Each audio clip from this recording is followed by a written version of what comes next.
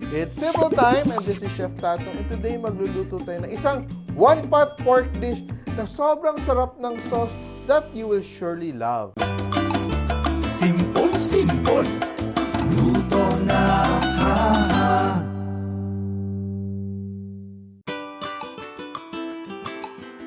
This recipe is part of the Simpol Cookbook series where we try to make cooking as simple as ABC. And itong recipe na to, very simple to do pero sobrang sarap because you just have to marinate the pork and saute the vegetables and let it braise until tender. So ito, meron akong whole piece of pork. Ito siya, pork ham, pigi.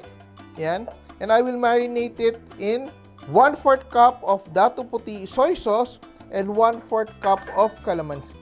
I will also add 1 tablespoon of black pepper. I'm using whole peppercorns and 2 laurel leaves. Yan. So ideally, you marinate this for at least 30 minutes or overnight, mas better. So marinate natin siya. But in this case, medyo madaliin lang natin siya ng konti. And we will heat up my pot and I will heat up some oil as well. And I will add a little bit of butter. So this is around 2 tablespoons of butter. Melt my butter and I will saute my garlic. Once my garlic is very fragrant, I will add my onions. I will saute my onions until it becomes tender. So we're sauteing our aromatics para lumabas talaga yung sobrang bango niya. I will also add a tablespoon of oregano or dried basil or your herbs of choice, tomato paste, and brown sugar. We just want to use the sugar and the tomato paste to develop flavor. Yan. Look at that. So nakikita mo, yung ating onions are beginning to caramelize because of the sugar and the tomato paste. Hindi siya nagsustew, hindi siya nagsisimmer.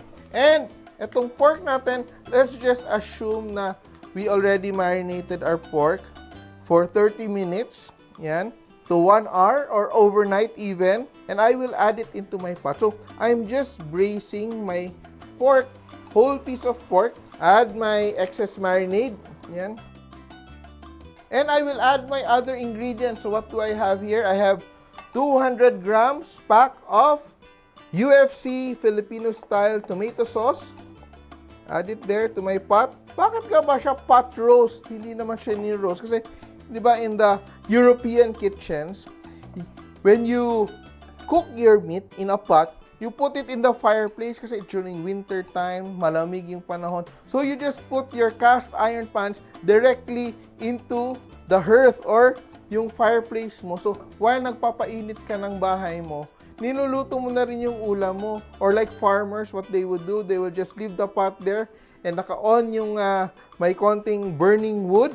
And of course, in modern times, we just bake it in the oven. So if you have a Dutch oven, cast iron pan, you do this and you put your pot into the oven. But in this case, you will just do it stovetop. And I will add water. You can just add water or chicken stock. And I will add my other vegetables. What do I have? I have carrots. And of course, I have red bell peppers. So ito lang siya. This is just the thing you have to do. Just put it into a pot, cover it up, and let it simmer for, let's say, 1 hour or 2 hours depending on the quality of your meat. So our pot roast has been cooking for 1 hour and a half and medyo nangalahati na yung sauce natin. It's reduced and the pork is tender. Look at that. It's very tender. And what we will do now, we will let the pork rest and when we serve it, we will slice it into pieces and just pour over the sauce. Ingat lang tayo na hindi mag-break apart ating pork. It's very tender. Yan, up. Yan.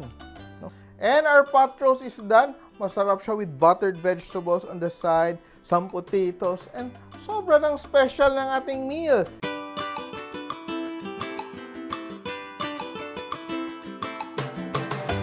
Gawin nyo na tong recipe natin ng pork pot roast and tandaan nyo, kahit sino kaya magluto, basta simple!